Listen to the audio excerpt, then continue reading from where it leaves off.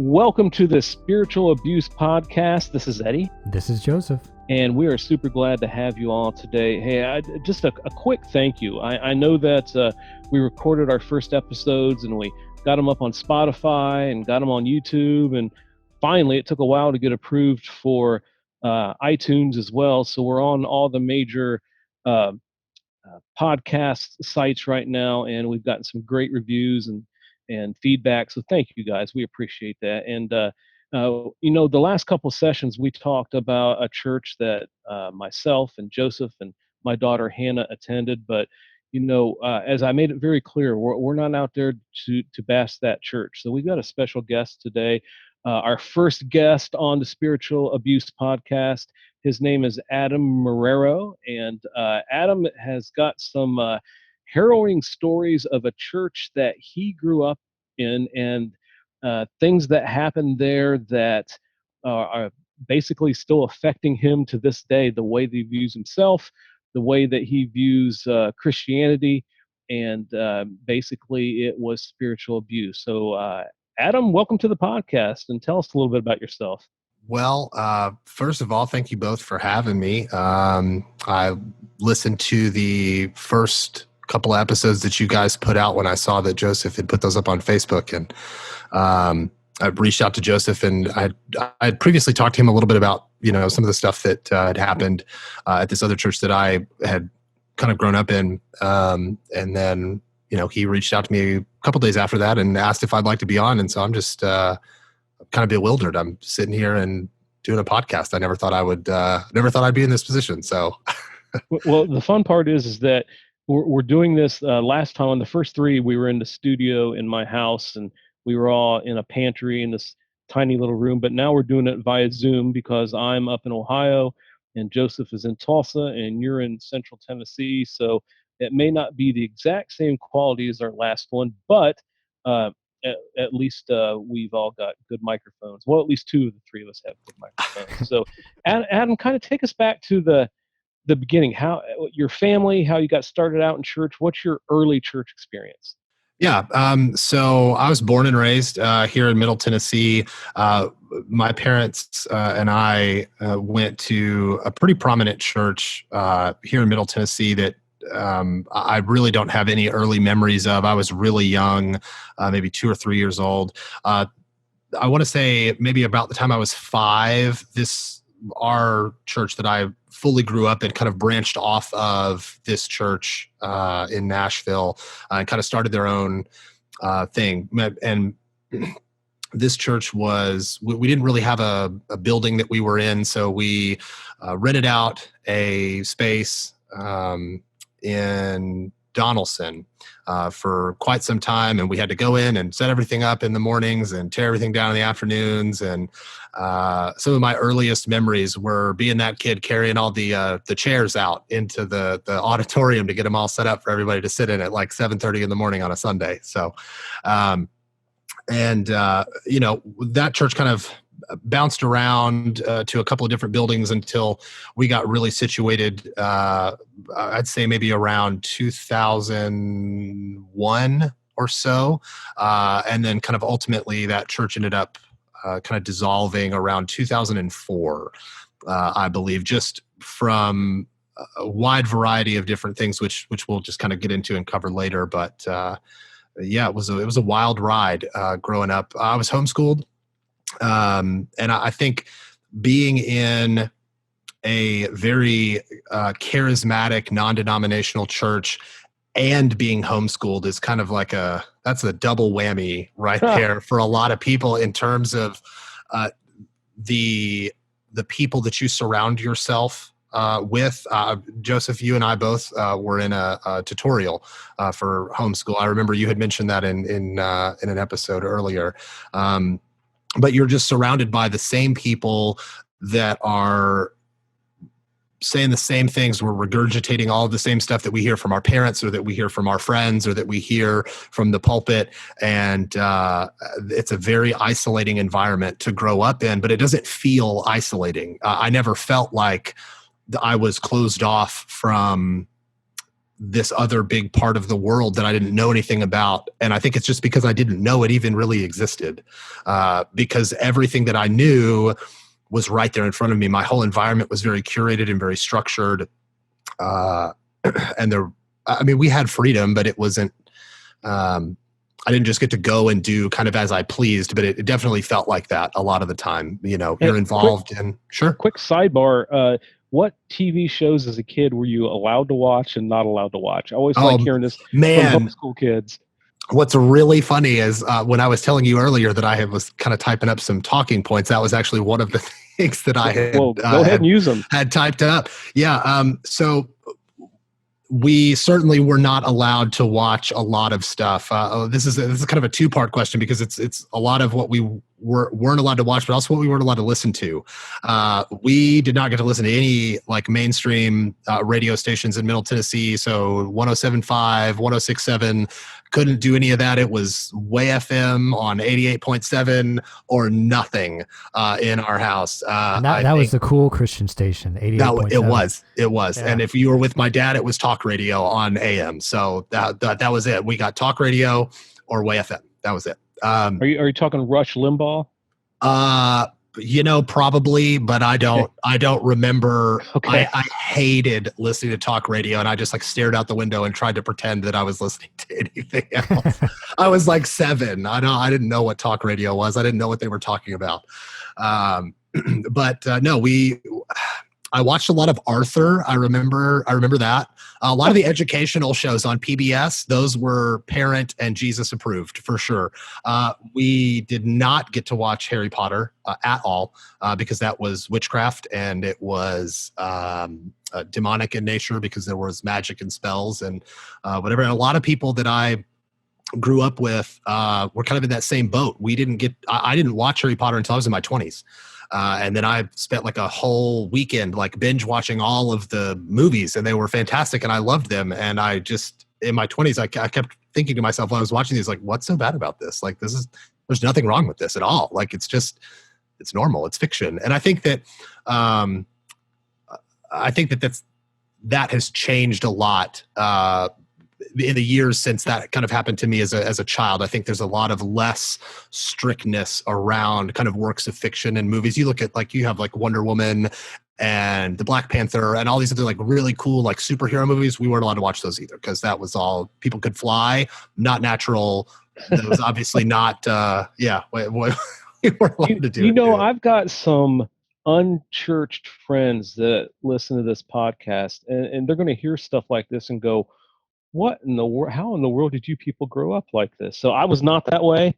I was able to watch. I remember my parents let me go see Carrie when I was 11 years old. So that's probably the opposite end of the spectrum. Yeah, but with Hannah, with Hannah, you did the same thing though. In fact, you were stricter. You guys were stricter on Hannah than my parents were with me, because I could watch The Fairly Odd Parents. I could watch Wizards of Waverly Place. Hannah couldn't. Oh yeah, we weren't. We didn't. I don't think that was out though. I was at least a teenager. I think I'm a little probably older. Yeah, I think I'm older than you, Joseph. Yeah. So I think The Fairly Odd Parents for me was probably like 14-ish, 15. So I think I had a little bit more freedom at that point to kind of watch what I wanted to watch, especially when my parents weren't home. Mom, if you're listening, I'm sorry. I definitely watched a lot of things that you told me I was not allowed to watch when you and Dad weren't home. So it's my confession for this podcast. I do remember I had a really cool X-Men shirt that I had. I was probably, we still lived at the old house. So I was 10 or less. I don't remember what age, but definitely we moved when I was 10. So I had to have been younger than 10. And I had this really cool, it's like this dark blue and like white, silver, like X-Men thing. Like Storm was in the background. And then there's like Wolverine on the front with this like big old like claws sticking out of his hands. And a lady at the church had informed my mother after seeing me wear that one day at like a Sunday school or something, that the X-Men were super demonic and this was this horrible thing, and she couldn't believe that you had to get rid of it. I couldn't wear that shirt like ever again. And my immediate recollection is that my mom actually burned that shirt in our driveway. Now, I'm not 100% on that. So maybe don't quote me on this. And Mom, if you happen to listen to this, you could call me and let me know if that happened, because I'm pretty sure we burned that shirt. But yeah, we couldn't do X-Men or any of like the nothing that was not a very natural occurring thing. Those off limits for sure in our house. As a side note, I find that interesting because you guys, you mentioned you grew up as in a charismatic kind of home where the belief in the supernatural is very strong. It's very interesting that when it comes to your media, you could only watch things that were natural, yet you believed you lived in a supernatural realm, in a supernatural world where you could almost perform superhero-like powers in the spirit realm. It just is very interesting to me. Certainly. And I think as an adult, I find that that's one of the most interesting inconsistencies there in that aspect, where we certainly did see kind of unexplained things that people would just say, oh, it's this over here. Like it has to be this over here. When in reality, I certainly didn't know. And I would wager that a lot of the adults in my life also didn't know kind of what was going on there. But we still assigned it this. It had to be the Lord. This was the Holy Spirit doing something. This was Jesus or, whatever. And a prime example of that is probably there was a time in our church where, you guys were both in mildly kind of charismatic churches. People raise their hands when we, worship or when they pray or whatever. And people would come away with this kind of powder on their hands. It was very reflective. It was kind of a golden color. And it quickly got coined as you had gold dust on your hands. The Shekinah glory, right? Yeah, something like that. Yeah. And people had these little vials of like anointing oil that they used. It was this, if somebody knows what that scent is, I would love to know, because I will totally put that in like a little wax burner at my house and make my whole house smell like it smells really great. But I'm pretty sure it's frankincense. I could be wrong. That may actually be it. I need to look that up. I think there's actually a recipe, if you will, in Leviticus on how to make anointing oil, and I think it's that. I think it's a number of spices. Way off topic now. Way off topic. But they would like pick this stuff off and put it into these vials of anointing oil, and it was like this. It was ultra anointing oil, or at that point, because it had this gold in it that had just kind of manifested on these people's hands. And looking back, as an adult, I remember we had this like blown in insulation on the ceiling of this building.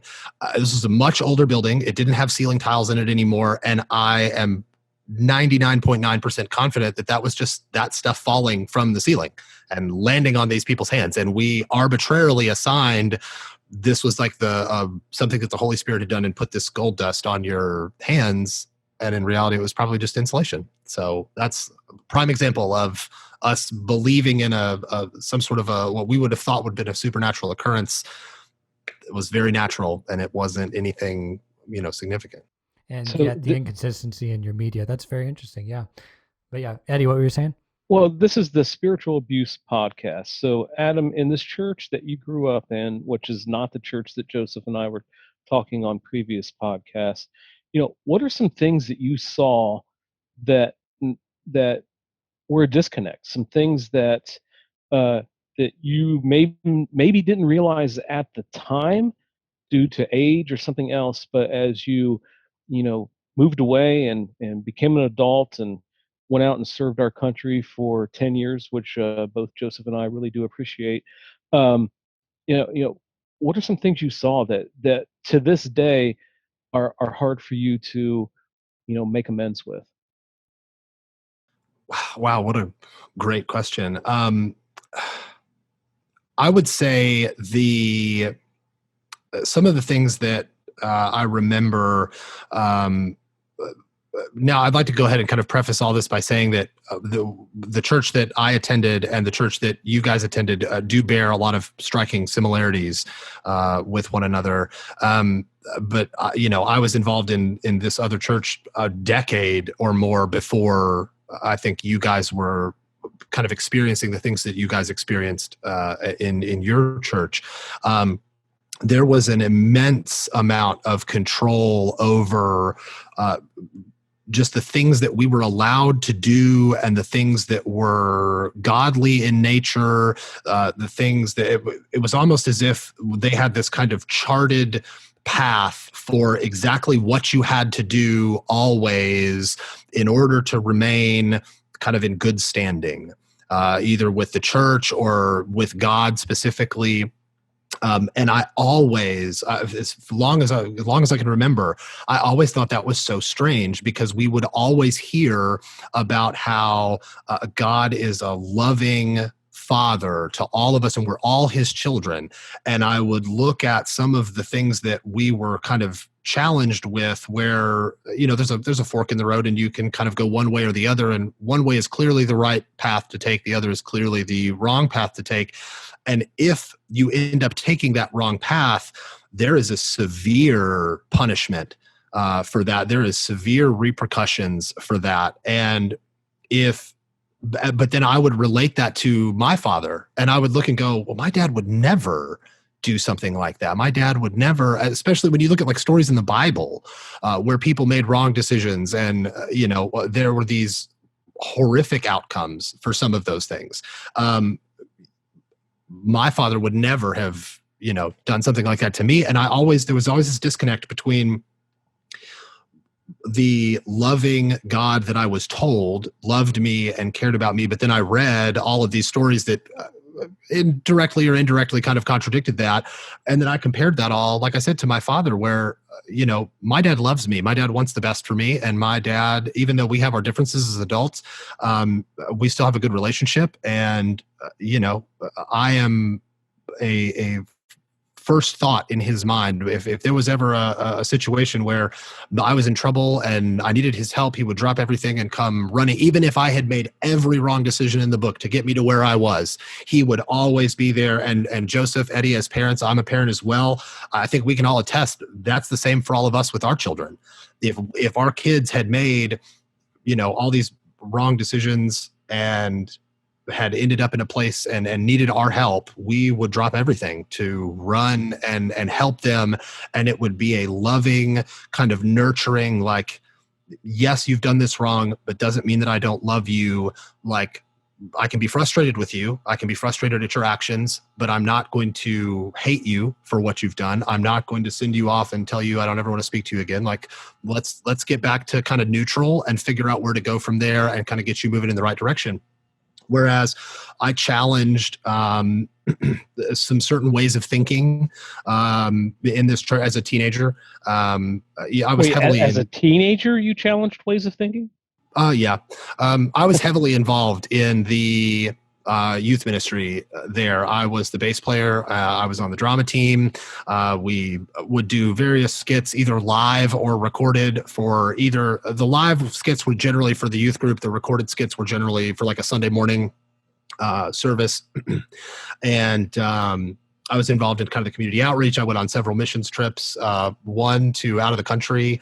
So I was really involved there. And we had a period of time where there were several different very, very big, like charismatic, made for TV evangelists that came to our church. And I questioned a lot of that stuff that I heard in some of those sermons because my recollection was that they were much more focused on, I am the best. And the reason that I am the dude is because of God. Like, he speaks through me to all of you way down there below me. Like, I'm on this separate kind of pedestal from you that you guys will never get to because you aren't this close to God. I'm this close to God because I don't know, maybe you jumped up there, or I don't know how they got to this elevated platform or this elevated status. But I remember walking away from a lot of those meetings or a lot of those sermons feeling like, we should just bow before this person because they just, how holy are you that you can do all this stuff, and you just are, what did we used to call that? Reading people's mail. You would read people's mail.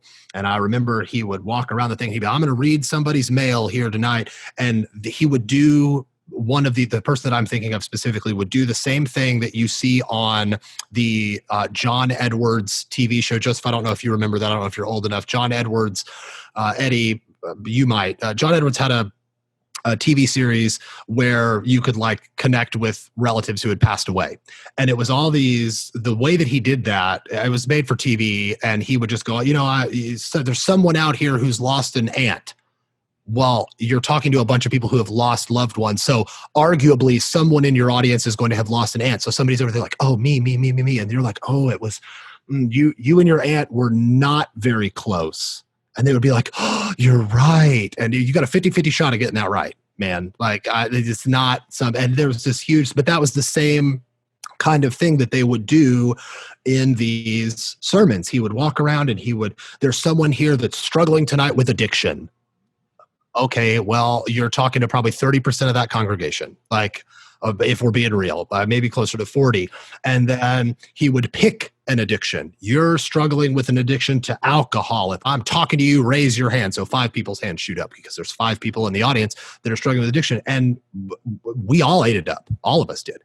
This was this big kind of spectacle. And I remember this dude had like this bright purple shirt and these like dark wash jeans and the super shiny like Doc Marten boots that like girls wear a lot, but they were like the dude version of them. And they were huge. They were like platforms. They added probably 7 inches to this guy's height. Wow. And he would do this over, certainly the higher, it's like what the girls say, the higher the hair, the closer to God, right?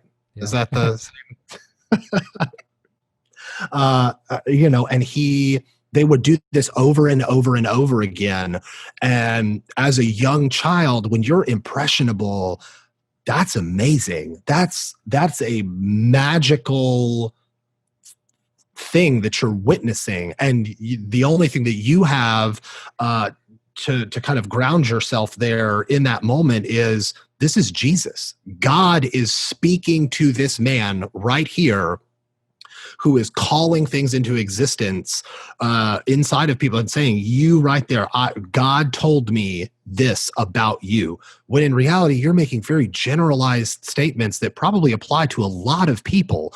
And you're banking on the fact that there is someone in the audience that's struggling from addiction. And if nobody raises their hand, you just move on to the next topic. There's somebody here that needs healing.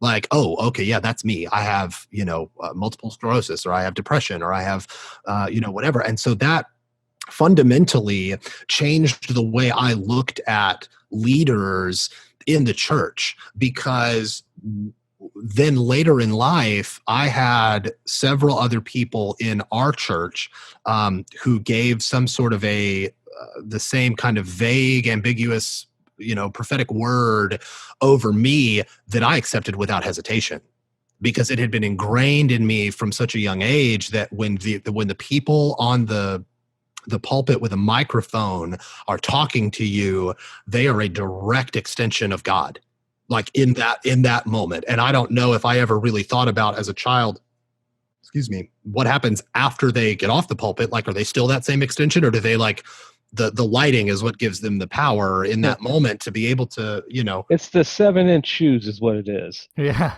Probably. So Adam, before you move on, there's a couple things that I would love to unpack here, because you're just dropping gold, honestly. So first thing that you're talking about, just kind of like the fork in the road mentality, the black and white kind of mentality of life. I would like you to explain that a little bit more. Would you describe that kind of like as formula Christianity? Like if you follow A plus B, like principle A plus principle B, you'll get outcome C? Or is it more of a fear-based approach of like or is it more like a strong code of ethics? Like if that makes sense? I would say it's kind of all three. I like the A plus B equals C. If you come to the church, you read your Bible and you pray, you tithe, you're going to go to heaven. Like I think that's the very stereotypical version of, if you dumb that down and kind of boil away everything, when you think about Christianity, you think about, I have to be a good Christian. I have to do right. I have to do, I have to follow the 10 Commandments. I have to go to church. I have to pray. I have to tithe and, be an active member in my church. And and I'm going to heaven, but on the opposite side of that, you're also threatened with the hellfire and brimstone if you don't do those things, which again, growing up in that, every single day and kind of hearing, like I was saying, that same kind of thing is regurgitated inside of that circle that you're with, because you are in a very isolated environment where you don't have a whole lot of connection to people who are not inside that environment. And they're all looking in on you, kind of struggling to understand your rationale as to why you do certain things and why you act a certain way. I remember I had a couple of friends of mine and a love interest one time that I brought to church with me, who were immediately like off-put by just what was happening. We had a church that we had this really loud kind of worship and praise band. We had people with flags. We had people sprinting like up and down the aisles and jumping, and this whole thing. People would come pray on and just touch you on the forehead, and you would do this like fall backwards and like lay on the ground. And some people would convulse, some people wouldn't. You'd be covered with a little sheet. And then whenever you kind of woke up from your, spiritually induced coma, you would take your sheet off and go, take your seat back in the, in the audience. And it was this big show. It was just always this big spectacle of stuff. And I have been to a lot of churches that are like that. I've also been to a lot that are kind of very, I'm doing air quotes, but traditional churches where you come in, there's some hymns, they say some words, read a few scriptures, there's tithes, there's, communion, and everybody, goes about their Sunday and goes to get brunch. And I think that being raised in such a high energy environment like that, you're drawn to that. You're drawn to that sense of fellowship and community, and you feel almost ostracized by anybody in a secular environment because they just don't understand. They don't get it. They don't understand us. They don't understand why we're doing the things that we're doing. Like, they're lost. We have to save them. Like that elitist mentality where we are somehow just as Christians elevated above all of these people. I cannot get behind that. I don't think that that's true. Yeah. I get what you're saying. I think those are valid points. One of the things that we discussed on a previous podcast that I mentioned that I see spiritual abuse as is anything that encroaches on your individual personhood and forces you to contort to a predefined mold, which is kind of like what you were describing about the fork in the road thing. So can you give like a tangible example of when you were at a fork in the road of, let's say a gray decision? It's not explicitly right or wrong. It's debatable. You know what I mean? But your church made it a black and white issue, and sure, and kind of forced you. I hate to steal a really awesome thing from Joseph, the episode that you spoke on, but dating was also that was a huge no-no in our church and in my house. Even there were some people, and this is the thing. It was a very black and white issue with the church. Dating is wrong. You should not. What did you say in your thing? You don't date if you're not ready to mate. Was that I think that was until you're ready to mate. Till you're ready to mate. Yeah. But that only applied to a certain age group of people. Because when I had just turned 13, we had a children's ministry that was like, birth through, I think 10, and then 11, 12, and 13, we had like this interim ministry where you weren't necessarily the children's ministry anymore, but you weren't in the youth ministry anymore. And it was the tween ministry. You were the tweenagers. You were almost teenagers. You weren't quite there yet. So I had just kind of gotten into the youth group I just turned 13, and somebody that was there that I really looked up to had been dating this girl for, probably several years. I want to say he's six-ish maybe years older than I am. So he's late 30s now, I think. But he had been dating this girl for a substantial period of time. I kind of had this person that I was kind of seeing for a little while. Not anything. I mean, I was 13. This was not like a very serious thing. Like we occasionally like would hold hands for like 5 seconds and then be like, "Oh my gosh, we're not supposed to do that." You're going to hell. I know. Apparently, but I remember we were taking a trip. And this is so crazy. I'd completely forgotten about this until you asked this question. We were taking a trip and we were going out of state for like a youth retreat thing. And I think you guys didn't call them retreats. You call them in advance, right? Is that correct? Because you don't ever go backwards. You always go forwards, right? Yeah. Yes. So we didn't have that same mantra. They were youth retreats. So we were going on this youth retreat. We're in a bus. And I remember we're busing like across state lines or something. And this girl that I was kind of seeing with, we had been sitting next to each other on the bus like the whole time. And she had gotten like a blanket and like kind of covered herself up and fallen asleep on my shoulder. I'm not under this blanket at all. There's no funny business happening on this bus. I don't think that probably was not even a thought in my head, was to like anything like that. So, we're kind of snuggled up there on this bus, and I'm kind of like got my head on like her head, and I'm listening to my music in my Walkman or whatever.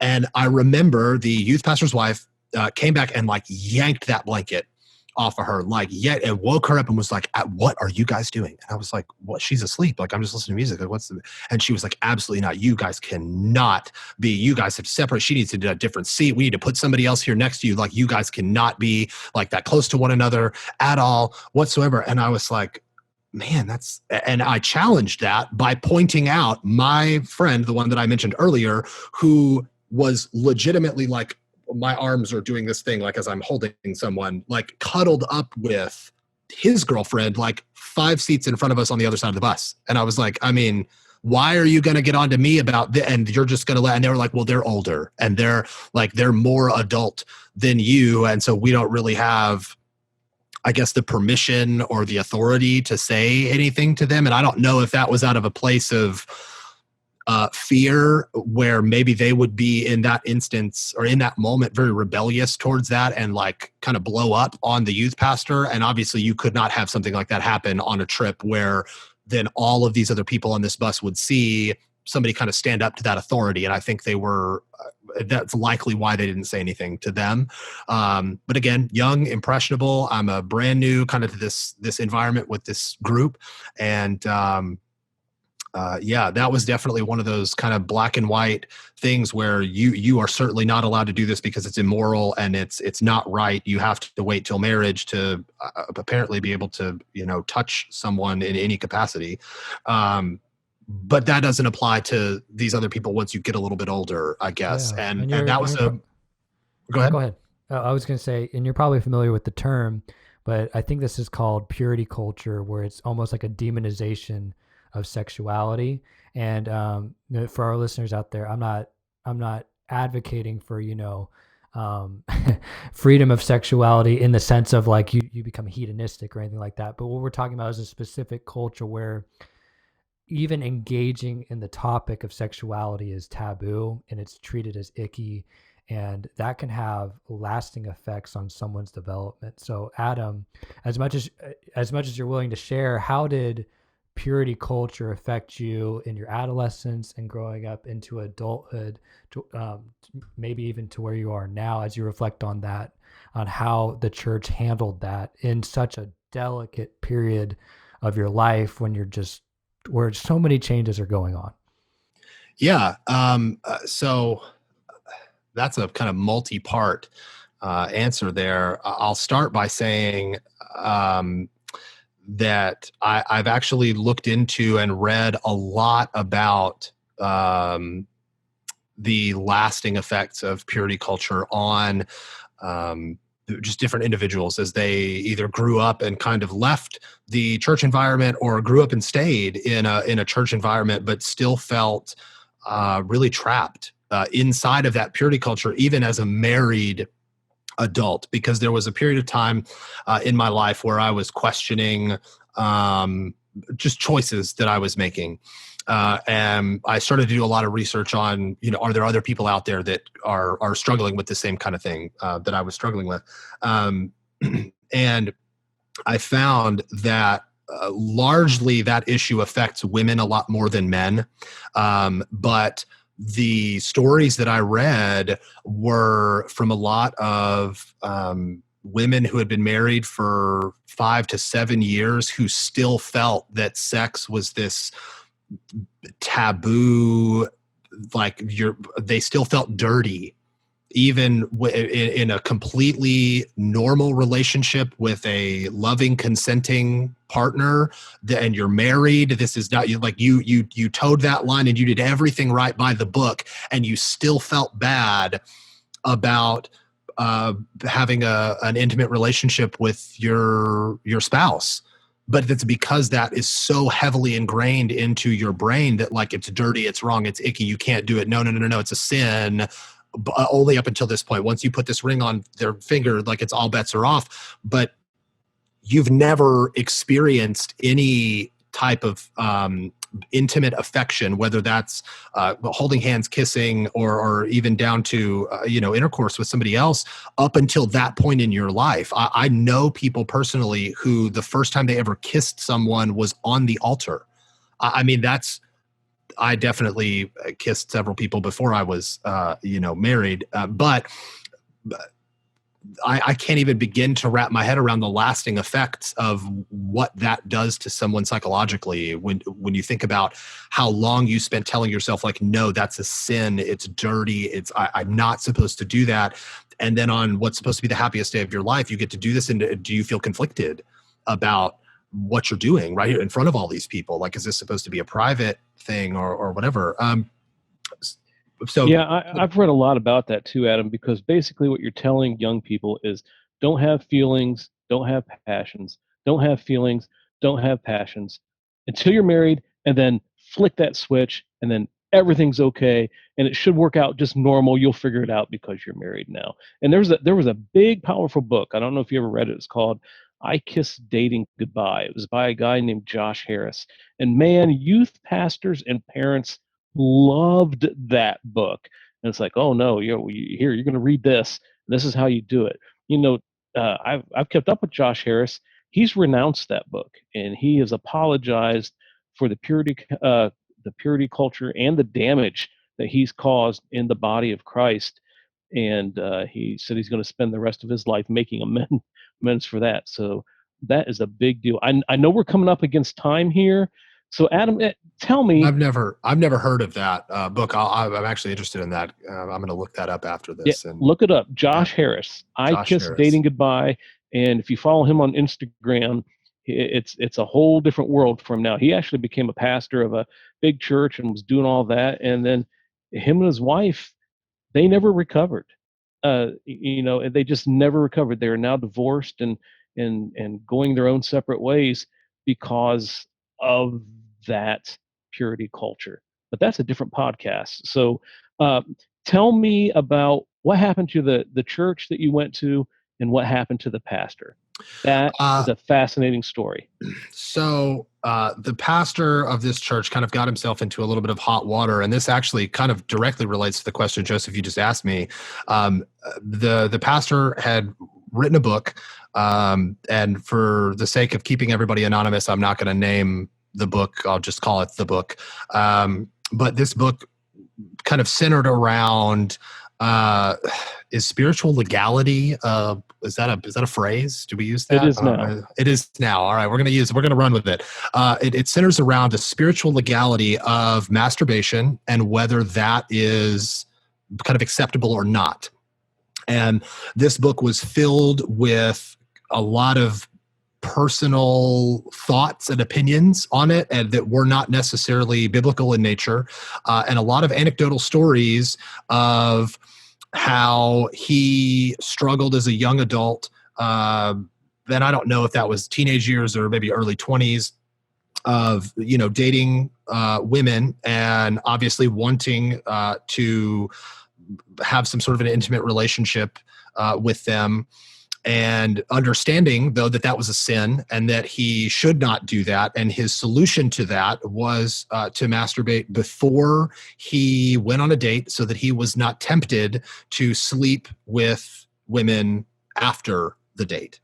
And according to him, sounds like you're making this up. No, according to him, this was a brilliant strategy and that he kind of advocated for in this book. So he gets into some hot water about this book, and my theory is, and I don't have any factual evidence to support this, was that he was asked to step down from the church, and that was kind of framed as the pastor is leaving to go to another state to start a different church because he feels that's like what God has called him to do. And him and his wife and their children stepped down from that ministry and moved across the country to go start something else. And all around that same time, we had another kind of charismatic, made-for-TV evangelist that had come to the church and given a prophetic word over another gentleman in the church, which everybody kind of walked away from feeling like that. I don't remember exactly what was said, but everybody had the kind of understanding that this person was going to be the next pastor of our church. And we were right kind of at a turning point where we had sold the building that we were in. Before you get into this on that book, I remember you mentioning to me that book wasn't just an argument for the spiritual legality, as you put it, for masturbation, but it was actually pressured on the youth group, specifically young men within the youth group, right? Somewhat. I wouldn't say it was like the youth pastor came up and held this book high and kind of shook it around and was like, this is required reading material for everybody. But that book was widely known in the church. There were a lot of people that had it. My parents owned a copy. We had a copy at our house on our bookshelf. And there were a lot of people for a long time that were talking about just how revolutionary the book was. And it was this kind of weird kind of gray area that was being operated in, and it was, you should read it and whatever. And I can't recall if I was ever told like, you must go and read this book. But I certainly did read that book because it was in our house, and anything that was kind of in our house was kind of free game for any type of entertainment, whether that be movies that we had or, whatever. Like we talked about earlier, very structured environment. And I read it, and that there's a really big personal element to kind of the journey that I went on after reading that book that I don't necessarily know if I'm comfortable sharing on a podcast to a ton of people, but I think a lot of people can extrapolate from that statement kind of where that story kind of goes. And just kind of some of the hardships that came along with struggling with, am I doing the right thing? Am I not doing the right thing? Am I being an obedient servant of the Lord, or am I not? Am I going to hell? Am I not? Like, because that book left you with more questions than it provided you with answers. And there was not a black and white. This was a huge gray area that I'm sure really messed with your mind too, being in such a black and white church, of having a black and white answer for nearly everything as you described. They come out with this book on a very controversial issue and say, yeah, it's just gray, and this is a strategy to stay out of sin. I'm sure that just messed with your mind, especially as you're developing as a teenager, to like rationalize. Yeah. Oh, certainly. I also think it's amazing that you can have people that are in a congregation, I call them tribes now, where if the leader of the tribe says something, even if it doesn't make sense, and even if it's something that is odd, that people will follow it because the leader, who is anointed by God, said it. And that is the power that pastors have. And they sometimes move from the calling of God to be a shepherd, and then they become more of a, gosh, almost a dictator of their lives. And it's just, it can get weird. It gets so messy. It gets really muddy because you have devoted time to an organization in which there are people that are your friends, and those people grow from your friends to very close friends to, you have a small group of people within this organization that's the church that are like basically an extension of your family. You know, they come over unannounced, they just kind of let themselves in your house, they hang out, they eat your food, they go home, you know, but it's acceptable. And you have a person who is telling you that they know what's best for your family, despite not being especially for children specifically, in spite of not being a parental figure to them, they are allowed to meddle in the lives of children. Eddie, you and I were talking about a specific person shortly before we started this podcast who absolutely did that with me, very particularly, and would almost in a fatherly way discipline me in public, sometimes even in front of my parents. And it was just this socially acceptable thing for, if you were an adult or you were a leader in kind of any capacity, you just kind of lorded over all the children there. And if anybody was doing anything, this wasn't like oh, hey, sweetie, let's not do that. Like, let's find your parents. Where are they? No, you were getting a stern correction from an adult on the spot right then and there about your, but they would grab you by the arm and kind of like drag you off to your parents to then go like snitch on you about whatever it was that you were doing. It was this wild dynamic where that sowed a lot of seeds in me growing up as to what I thought was normal for other parents to do with other people's children. And then as an adult, when I kind of got out into the real world and interacted with people, once I joined the military and I like went over to like, co-workers' houses, we'd have like a barbecue or something, there's kids running around, and a child would do something that was this loving, like, hey, let's pick them up and bring them back over and be like, hey, they, were doing this. I wanted to bring them over here that way, and it was totally backwards from anything that I had ever experienced. I just didn't understand why though. And then that was kind of, I started piecing together, like maybe all of this stuff that I've experienced isn't really kind of what life looks like. You're looking through it through a curated lens that's been put in front of you from a very young age, and it's all that you knew. Yeah, you're touching on a very interesting subject of how spiritual abuse from a pastor not only just comes from a pastor, but it creates a culture which then emboldens parents, especially within that culture, to mirror that effect with their kids. Growing up, around the same time, I think my parents actually went to the church that we're talking about when I was really, really little. I don't remember it actually. My parents were great parents, but I know just from observation and growing up in similar cultures that parents almost have this fear of like, if the child doesn't end up the way I want them to, I failed as a parent and I'm going to get judged by God. And through that fear, they try to micromanage their children, and it's very unhealthy, and it can actually cause rifts in the relationship that have to be rebuilt in adulthood. And that the pastors usually carry that, and it's just a very interesting culture where you feel like you have to, out of fear, micromanage people, because if not, you're not shepherding people well. Like, you are responsible for other people's choices, and it's a very damaging way to view people, and it's a very damaging way to view yourself. Yeah, absolutely. I think that's first of all, your parents were super awesome. They let you watch Fairly Odd Parents, so I mean that's plus one in my book over here.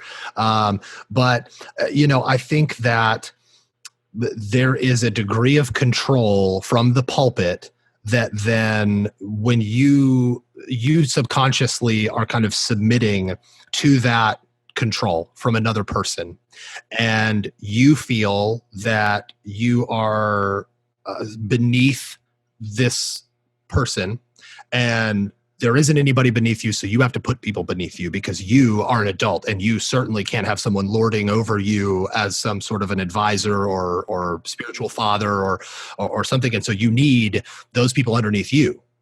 And so, like you were saying, as an extension of, the pastor or a leader inside of a church, kind of controls that environment, you also, as the parent, kind of then feel like you have to control all of the things that you can control because you don't have control over yourself. Somebody else does. Somebody else is telling you how to act, where to go, what to do, how to be, and they're taking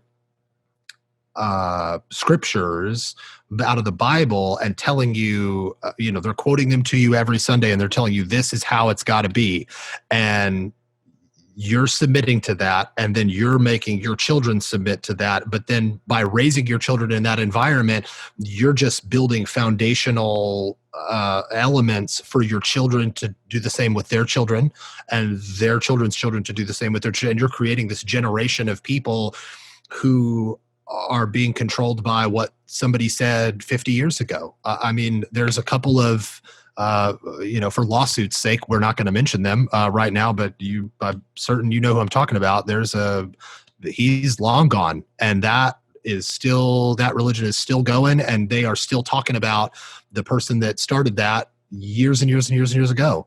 And that has built this generational kind of control group around all of these people who all just kind of fall in line because that's what they're told to do. You have conformed to the standard in which the church says is acceptable. Right. It's a pivot away from leaving a legacy, which legacy is a voluntary out of your own free will carrying of the moral values and the codes of your family. It's stepping away from that to controlling and almost like enslaving is a very strong word, but it's a negative expression of that. Legacy is very voluntary, carrying the torch, but this is more like you're going to carry the torch or else. But so I think that's really good. Like Eddie said, we're getting a little long. So I got two quick questions for Adam. What happened to the pastor of that church? I don't know. Eddie, you know what I told you earlier. Is that fine to? Well, I think people need to know. I mean, we're not mentioning names, but people need to know what happens. You got someone who is the head of a church. He's controlling families. He's telling people what to do. He's writing books. And what's the end game? He stepped down or left to go start this alternate ministry. And I do not know if he still currently is doing this, but for a time he was working in the adult entertainment industry. After that, his wife got sick and ended up passing away. I don't know if they divorced or if they were kind of estranged for a time, but she was living in one state. He was living in another state with their children. She passed away without him there with her. And I don't know if it was kind of during that time or shortly after she passed, but he definitely had a stint, if not a continued career, in the adult entertainment industry. So, we don't put that on the podcast for any kind of, glory, because none of us can take any satisfaction in that. It's just a strange thing that a pastor of a highly influential church in Middle Tennessee, that's his end game, and how'd that happen? And you think about the time you spent as a kid with your parents, going early, staying late, setting up chairs and all that, and the man that you entrusted yourself to, that's where he ends up. Yeah. That's tough. And another thing that I think we can touch on briefly, because you mentioned to me after the transfer of power, if you will, after this pastor stepped down and there's a new pastor, some things happened with the youth group where it kind of dissolved, and then Yeah. an interesting thing happened in there. If you could touch on that briefly. Yeah. So our youth pastors, there had been this big kind of fight of who was going to control the church. There were a lot of people that felt that that prophetic word that I had mentioned earlier meant that person A was supposed to control the church. There was another person who was very heavily invested in the church financially, who felt that my personal opinion is that they felt that their financial investment into the church basically guaranteed them the spot as the pastor. And that's ultimately how that ended up. There were a lot of people that disagreed with that. And there were some people kind of here and there that kind of left the church. But the first big kind of foundational block that was ripped out that kind of caused the eventual collapse of this church was the youth pastors one Sunday morning walked out into the auditorium and kind of walked up onto the stage. And if memory serves me correct, they were in the middle of the sermon and they just walked onto stage, and the pastor was kind of a little confused, and they were kind of like, hey, we want to share something or whatever. And so we kind of handed them the microphone and they just announced they were leaving. Like, we're stepping down effective immediately. Like, we're leaving. We're going to go start our own church. You can come if you want. And kind of handed the mic. I'm paraphrasing severely. And then kind of handed the mic back and walked off the stage and out the building. And a lot of people kind of we're all kind of astounded that this happened, and they looked around and were like, what's going on? And there were several people that ended up leaving as a direct result of that and went to that church. There was another family that did the kind of the same thing. They kind of picked up and left and started their own church in Middle Tennessee as well. If by chance my old youth pastors or this other family are listening, I love you guys all dearly. And I know I'm not here to bash anybody or assess people's personal choices.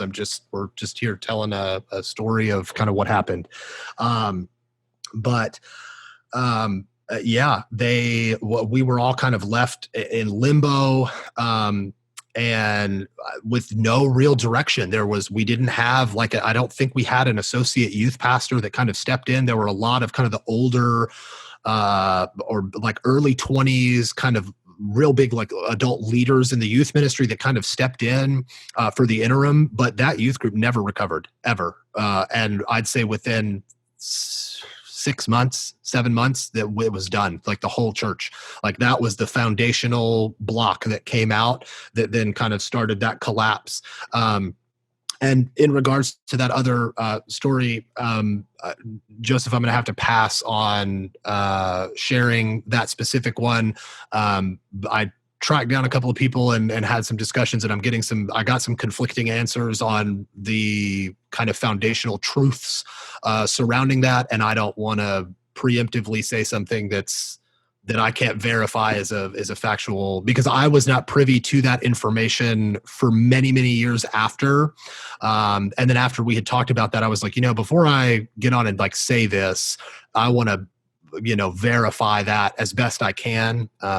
Because again, we're not here to talk bad about people or anything like that. But yeah, let's pass on that one topic. Yeah. Perfect. I got one last final question. One last one. Adam, how are you today? I'm good. I think I'm not in a bad place. I think that realistically, I am at a place in my life where I have a lot of unanswered questions. And I'm not committed one way or another to Christianity or to really any religion in general.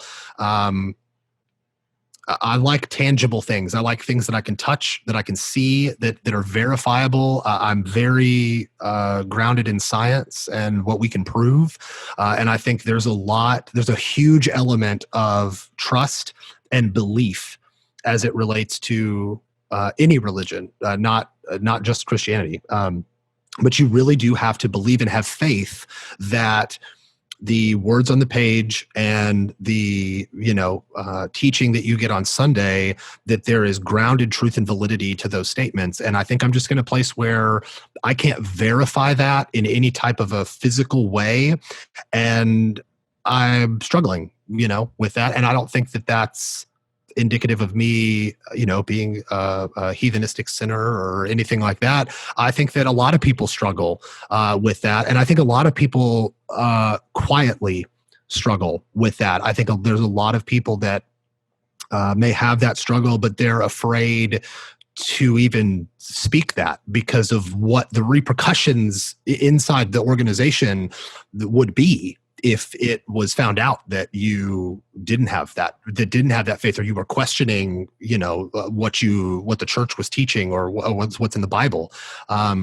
Thankfully, I have a lot of loving and supporting family and friends that, are not, have not chastised me in any way, have not, wagged a finger and, you're going to hell and, this, that, and the other. But, they've encouraged me, obviously, to come back to religion and, get back in the church and find a church that I love. And I have no idea what the future holds. That may happen. It may not. I have no idea. But for now, I think I'm content with where I am right now with my assessment of the experiences that I've had and the things that I know are true. And I'm kind of somewhere in the middle there, just kind of looking for answers. So that's kind of where I am right now. You described to me that you've since deconverted, and how much of the experiences you had growing up at this specific church would you say affected the conclusions that you've had today? Just being honest and real about that, I don't think I can say with the utmost confidence that it's 100%, but I would say 97 to 98%. I think there were some personal opinions that I had that weren't necessarily something that happened in the church that made me look at something differently. But I would say the by and large, the vast majority is from, kind of my experience with that church and then with the church that we went to afterwards. Kind of all of that stuff. When I joined the military and I was not in that kind of isolated group of people anymore, it was a very rapid kind of removal of this lens that I viewed everything through. And it was a lot to take in. And it took me many, many years to kind of just understand the difference in the world that I was experiencing versus the world that I was told about growing up. So and when it comes down to, you saw a lot of glaring inconsistencies within the church, and glaring inconsistencies when you got out of the church of what you were taught and told about the outside world. And that kind of, didn't jive with me. What? It just didn't jive with me. Like, we're told, that Jesus is the way, the truth, and the life, right? And then when I get out into the real world, I understand that a lot of the truth there are grounded in principles that were written by men thousands of years ago. So that's not the truth of the present day, here and now. And I don't know how I feel about that. Like, there's a lot of really fascinating, astounding, beautifully written stories in the Bible. And there's a lot of historical evidence to support a lot of the things that we read in the Bible, but not all, if we're being honest. And, I cannot wrap my head around. And I think it's because I'm so grounded just in things that I can touch, my MacBook that's sitting in front of me, this microphone that's in front of my face. Like, I know that those exist because I can see them, and it's a real tangible object in front of me. And I have trouble wrapping my head around the idea that there is a entity that lives, I think a lot of us just say up there, like in outer space or beyond outer space or wherever heaven is, that lives there, that came down, that sent his only son and kind of turned him into this physical being and put him on the earth for the purpose to save humanity. And then, we all know the story of Jesus. And then they just kind of evaporated into thin air, and nobody's seen or heard from this guy in years and years and years and years and years. And we still talk about the experiences that happened then where are our experiences now? I think that is my biggest question, is where are our experiences now? If this happened then, it certainly could happen again. Why is it not happening now? Why is there not? And is that a test of our faith? Do we believe? Are we being tested right now throughout all of history to believe in what the Bible has cataloged surrounding Jesus, and that's a test of our faith. And at the end of our lives, have we been good stewards, and have we kind of abided by all of these rules and had this unwavering faith the entire time, and now we're being rewarded by going to heaven? And I hate to like make it to say this, but this is the only way that I know how to say it, is, or is it fiction? Are they stories that people wrote? And that's all that they really are. But I don't know. And I think that's my biggest thing, is I can't prove one way or the other. And so I'm very conflicted. And I think, but you're not hostile towards people that are still believers. No, absolutely not. No, and I mean, both of you guys are believers. And I have, my family, even my mother, my father, I have a lot of friends that are still involved in ministry and in the church. And I don't feel anything other than just, love and acceptance for them. That's what I'm in no position to point my finger and go, well, just because I don't agree with the things that you're doing, somehow that makes you a threat to me. It's quite the opposite. I would love to sit down and have difficult and sometimes uncomfortable conversations about what is in the Bible and how that relates to stuff today, and how we're interpreting that, and what does this really mean, and are we on base, we off base, I'd love to have, and I have people that I get to have those conversations with, and I love those because those are challenging. It makes you think. It really is. It's awesome, and I love it. And I thank you guys so much for having me and kind of just letting me. I know I was kind of all over the place there a couple times, but thank you just for letting me talk and hear what I had to say. This was fantastic. Oh yeah, and I think, just a quick side note before we close, I think just based off hearing your story, and you can correct me if you think that this is really off base, but I think apart from your natural personality that is developed over time, that you're born with and all that stuff, that's there. I think what also influenced your commitment to what's tangible and verifiable is you grew up in such a volatile environment. I mean, that just the volatility from leadership, the changing of leadership, what's black and white, and then all of a sudden what's gray. I mean, just the mental, psychological abuse you went through experiencing just that culture, that tumultuous, ever-changing. I totally understand your commitment to what you can be grounded on, because it's like, you're like, I don't want to deal with that uncertainty. I get that, because that's so damaging, especially as a kid. I'm so sorry you had to go through that. Yeah, and just not even a correction to that, but just a minor note there. A lot of that was very church-based, and I just want to make the distinct clarification that this was not in my home life, and this was not. I didn't suffer any type of emotional or mental abuse at the hands of my family or my parents. And I want to make sure that that's an important distinction to make, because my parents were fantastic. They were not perfect people by any means. And, and neither am I as an adult and as a parent.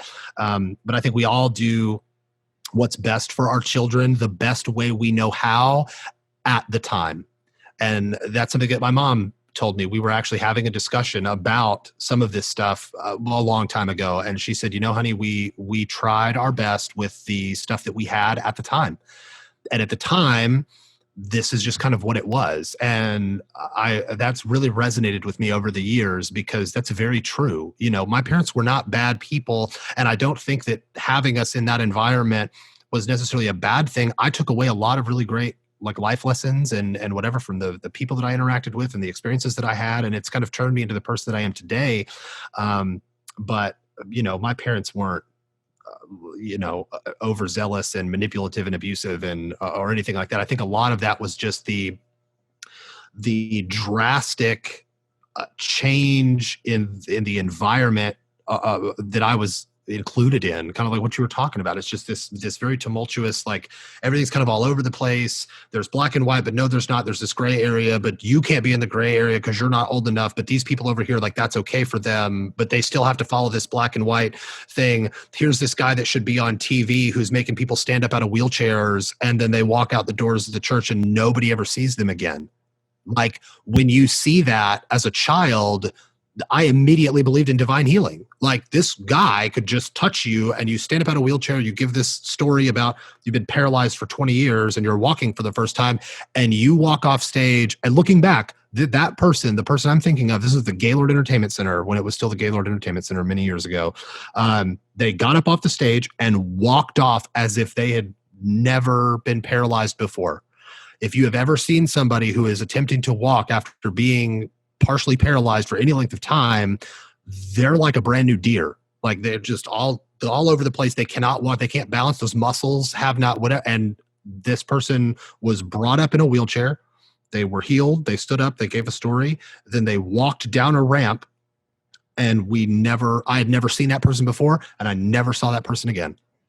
And but when you're young and impressionable, again, that further solidifies in your mind that these anointed people are your ticket to being healed. Oh, you have depression? You just need a quick prayer. Let me pray for you. Bam, you're done. And in that moment, you're getting attention.